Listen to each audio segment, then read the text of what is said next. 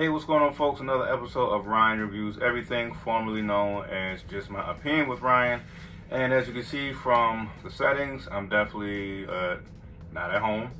But yeah, I am enjoying myself on a cruise. But I know this review is late, but hey, better late than never. Simply just want to talk about the latest episode of BMF, second season. First episode happened 3 days ago. But once again, better late than never. You know what? I might be all over the place, but I'm gonna just go with it anyway. I have a few questions, and if you come across this video, maybe you can help me out by answering them. All right. My first question is, why is Terry and Meech's parents still struggling? Like, if I'm not mistaken, I know they won like a $150,000 lawsuit with the whole eye surgery thing with Terry, and you know, like, did they take my question is, did they take that money that was from the lawsuit and just put all of it into starting this, chauffeur business? Like, that's my first question. Because I could have sworn I thought it would save some, but nevertheless. And my second question is, like, why did Big L die? Like, I know we got this new character that's introduced in the second season, by the name of K9. And if you remember, there's that one scene where, Big Meech is trying to impress K9 and convince him why he should give him work, this and the third. And then when he hands him a box, it's Big L's mouth is in the box. And once again, maybe it's been that long between season 1 and season 2, but I do not remember what caused Big L to die. Granted, he gave some type of creepy clue, like, Big L had a big mouth, so here's a gift to you. To my knowledge, I don't think she was a snitch or anything, so once again, I'm really confused about why Big L died. But, despite those questions, I'm excited for BMF, that is back on the air. I'm definitely excited with some of the characters. As I said, we see that Terry was serious about just trying to step away from the game. Him and his dad is running his chauffeur business. Seems like they're still struggling. Hell, it's even to the point to where the mom got a job, the dad got a job, and they just living check to check. And I do understand that. I'd rather, I think that's not like the most outlandish reaction. There are some people who like, look, I'd rather struggle than take, my son's drug money or blood money in whatever the case. So I do get that. So yeah, we definitely, the thing that I, was interesting about Terry's character in this episode, he's trying to be on the right path, but towards the end of the episode, we definitely see that, it looks as if, even though they had well intentions, it seems like Terry didn't like being lied to. We find out that Terry's mom and Terry's girlfriend, they kind of work together with this whole, hey, why don't you just take the baby away for a while and make Terry really think about some choices that he's made. Hell, even the father was in on it. So I think just that lying behind Terry's back, that ultimately seems as if that pushed Terry back into working with Meech. And once again, still on Terry, jumping around a little bit. One thing I did appreciate with this episode, like the narration in this first episode, if you haven't noticed, was completely done by Terry. If I'm not mistaken, the entire season 1 was done by Meech. So I'm curious to see if, like, season 2, the entire season 2 will be narrated by Terry. Maybe, even though they kind of, they just like most dramas, they cover every storyline. But I wonder, like, if this season is supposed to be kind of like the Terry season. So that part, I'm really curious to see where that's going. Detective Bryant, I do feel like one of the things that was highlighted in this show is actually to show kind of his Achilles heel. Yes, he's this crooked, take no shit type of a cop, but I do think the fact that they actually highlighted this relationship with Detective Bryant and his son, I think that's gonna bite him in his ass some way, somehow, some way. I don't know by who, but maybe Meech, maybe Terry, maybe some other crew. I feel like someone is gonna maybe take Detective Bryant's son hostage. Hopefully not kill him, but I don't know. I just the fact that we never saw Detective Bryant's son in the entire first season, but all of a sudden we see his son in this season.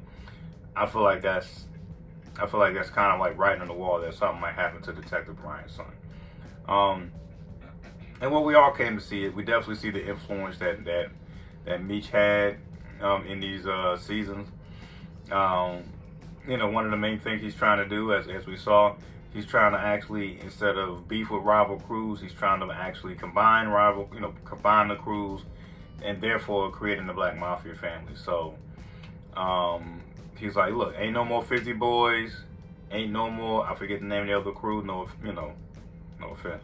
But, he's like, look, let's come together and let's make money, man. Let's go ahead and we're gonna run Atlanta. I mean, we're gonna run Detroit. Then we're gonna run Atlanta. Then we're gonna run he has this big, plan to just be like this huge drug organization that expands well beyond Detroit. So we'll see where that's going. And another thing I do enjoy about the second season, which the first season had, but apparently I think it's brilliant that BMF, it definitely has its share of cameos that are pretty dope, but I think this is a show that doesn't need to heavily rely on cameos, if that makes sense. Of course, I was pleasantly surprised to see Leslie Jones pop out being the angry ass cop. That was cool. Lala Anthony made a few appearances last season. She's back in this season. Apparently, Terry is trying to shoot a shot at Miss Lala Anthony. I forget the name of the show. I would put it in the edits, but I'm on vacation. I left the Premiere Pro at home. But yeah, so and if you saw the trailer that came out a few months ago, one cameo I'm looking forward to, especially being that he's naturally from Detroit. I'm trying to see what role did Jalen Rose play. And I wouldn't necessarily call them cameos, but I do like how they kind of mixed in other, kingpins in this episode. There's one portion where we see Big Meech is at some type of casino or whatever, I guess maybe watching a fight of some sort. And there's one, this dude is not introducing, but just letting them know who else is in the building. We got, they highlighted Rayful Edmonds, from DC.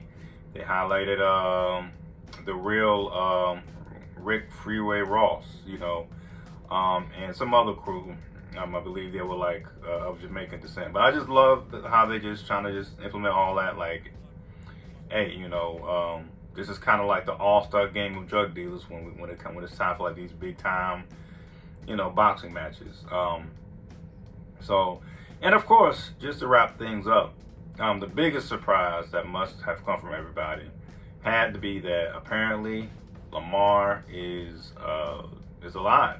Lamar did not die in season 1, and I feel like at this point, hey, anything's possible with these seasons that are produced by 50 Cent.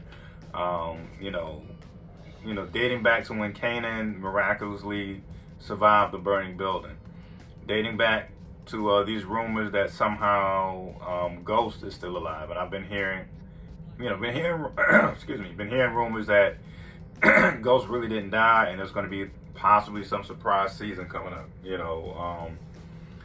And so now we have the resurrection of Lamar. I could have sworn Meech put him down in the season finale of season 1, but apparently, I hope they do some type of backstory on how Lamar barely survived this. But Detective Bryant with his new partner, he puts her on look, we made it public as if Lamar is deceased, but he's really alive. He's in a coma.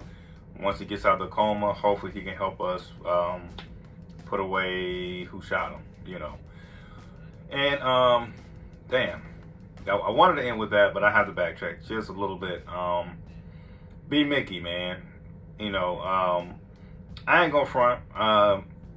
You know, of course, the story of Big Meech is a true story. Some of the things that we're seeing in the series is, sensationalized, Hollywoodized, if you will.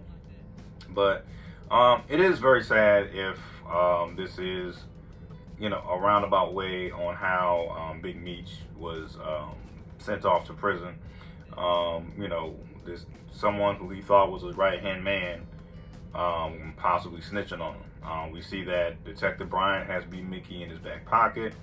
He wants more information. Otherwise, he's going to send B. Mickey himself to the big house. So, yeah, we'll see what happens with that, man.